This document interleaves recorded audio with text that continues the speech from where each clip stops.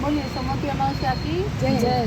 सोमवती अमावस्या सोमवार के दिन अमावस आवे तो सोमवती अमावस होवे। ई दिन पीपल तुलसी की जल मौली रोली चावल चंदन सिंदूर फूल प्रसाद कब्जो दक्षिणा से पूजा करे, धूप दीप करे, 108 फल या साग या कुछ भी पीपल के चढ़ावे, कहानी सुने और 108 परिक्रमा देवे, 13 चीज सोमवती की कर संकल्प लेकर ब्राह्मण ने दे देवे। सोमवती अमावस्या की कहानी कहती हूँ जो सुनो। एक साहूकार के 7 बेटा 7 बहू और एक बेटी थी। साहूकार के घर एक जोगी भिक्षा लेने आता। जोगी ने साहूकार की बहू भिक्षा देती तो ले लेता, बेटी देती जब वो बोलता कि कहतो बाई है तो सुहागन पण बाई के दुहाग लिखियो है। यह बात सुन कर बाई सुखने लागी। माँ पूछी कि बाई तो सुस्त क्यों रेवे है, सुखी क्यों जावे है। बाई बोली कि एक जोगी भिक्षा लेने आता है जो बोलता है कि बाई की चुंदड़ी में भंग है, बाई है तो सुहागन पण बाई के दुहाग लिखियो है। यह बात सुनकर माँ बोली कि काल मैं सुनूंगी। माँ लुकने यानी छिप कर बैठ गई। जोगी भिक्षा लेने आयो, बाई भिक्षा देने लगी तो और वही बात बोली। इतनी बात सुनकर माँ निकल कर आई और बोली कि जोगी एक तो हम थने भिक्षा देवा हाँ, ऊपर से तू माने गाली देवे। जोगी बोलियो कि मैं तो गाली को नहीं देऊँ, सच्ची बात बोलूँ हूँ, इके लिखियो है वही केहूँ हूँ। जद माँ बोली कि तने इतो बेरो है, तने इतो पतो है कि दुआग लिखियो है तो यो भी तो बता कि कहीं टलसी। जोगी बोलियो कि 7 समुंदर पार एक सोना धोबन देवे है जिकी सोमवती अमावस करे है, अगर बा आकर आप रो फल दे देवे तो टल जासी, नहीं तो ब्याह होवे को जब होरा की बींद ने सरफ डस लेवे गो। यह बात सुनकर माँ बहुत रोने लगी। पीछे सोना धोबन के पास चाली रास्ता में बहुत धूप पड़ने लगी तो एक पीपल के पेड़ के नीचे बैठ गई। पेड़ पर गरुड़ पंख का बच्चा एवे हा, जिका ने सरफ आकर डसने लगियो तो साहूकारनी उन्हें मार कर ढाल के नीचे दबा दियो। गरुड़ पंख नहीं आया, सब देख कर साहूकारनी ने चोंच मारन लग गया।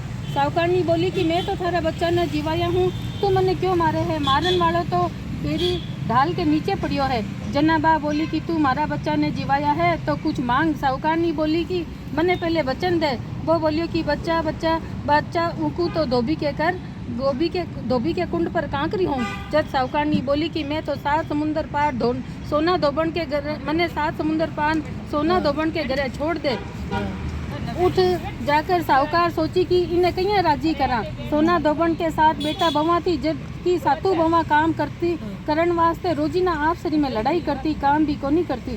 रात में सब कोई तो जाता सो जाता तो साहूकारनी सोना धोबन के जाती और घर को सारो काम करती, गोबर थापती, गाया ने नवाती, घर धोती, रसोई करती, चौका बर्तन करती, पीसती, कपड़ा धोती, पानी भरती और दिन उगने से पहले ही बावठे से चली जाती। बवा सोचती कि सारो काम कौन करे है, आप सरी में पूछती भी कोनी। एक दिन सोना धोबन बवा ने पूछी कि आजकल तो लड़ो भी कोनी और काम भी ठीक करो हो तो कौन सी बहू कर रहे है।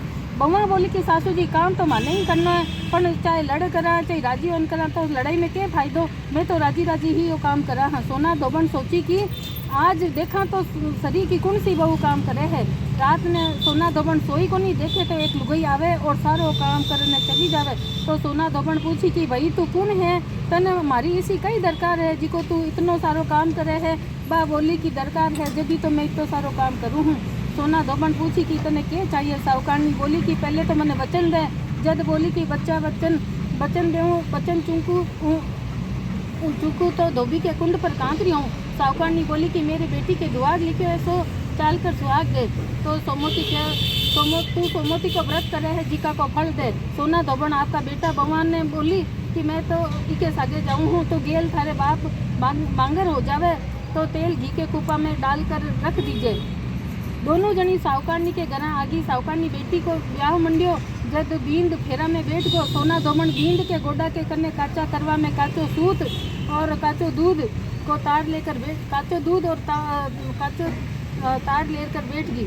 थोड़ी देर में सांप बींद ने डसन आयो। सोना धोबन करवो आगे कर देकर तांत से बांध दियो पर बींद डर के मारे ही मर गयो। जना सोना धोबन टीका में से रोली काटी, मांग में से इंगलू काटियो, आंखिया में से काजल काटियो, मुखा में से मेहंदी काटी, चिट्ठी आंगली रो छांटो दियो और बोली कि आज तक मैं जितनी अमावस्या रो व्रत करियो हूँ उनको फल साहूकारनी के बेटा ने लाग जो और आगे से करूँ जो मारा बेटा धनी बउआ ने लाग जो। इतनो कहता ही बींद उठ कर बैठ गो है। सब कोई सोमवती की जय जयकार बोलन लग गया है। सोना दोबन पासी जाने लगी तो सोना साहूकारनी बोली कि तू मेरे जमाई ने जीवन दान दियो है सो तू कुछ मांग ले। बा बोली कि तने मने तो कुछ भी कोनी चाहिए, खाली एक कूक सिलावन की हांडी दे दे। हांडी लेकर चाली, रास्ता में सोमोती आई है। हांडी का 108 चकपैया करिया है, पीपल के नीचे कहानी कही है, 108 फेरी गई है और चकपैया पीपल के नीचे ही गाड़ कर घरा आएगी। उठ देखे तो बीको बींद बांगर पड़ियो है, मरियो पड़ियो है, तेल घी में के कूपा में पड़ियो है। जद टीका में से रोली काटी, हिंगलू में से बांग में से हिंगलू काटियो, कोया में से काजल काटियो, नुखा में से मेहंदी काटी और चिकली आंगली रो छाटो दियो और बोली कि जो रास्ता में मैं सोमोती अमावस करी हूँ, जी को फल मारे धनी ने लागियो। इतना कहते ही धनी उठकर बैठ गो। घर को जोशी आयो, बोलियो कि जजमान सोमोती को के धर्म दान करियो हो। सोना दोबन बोली कि मैंने तो सोमोती रास्ते में आई थी, मैं तो कुछ भी दान धर्म को नहीं करियो, जो करियो है सो पीपल के नीचे ही गाड़ दियो।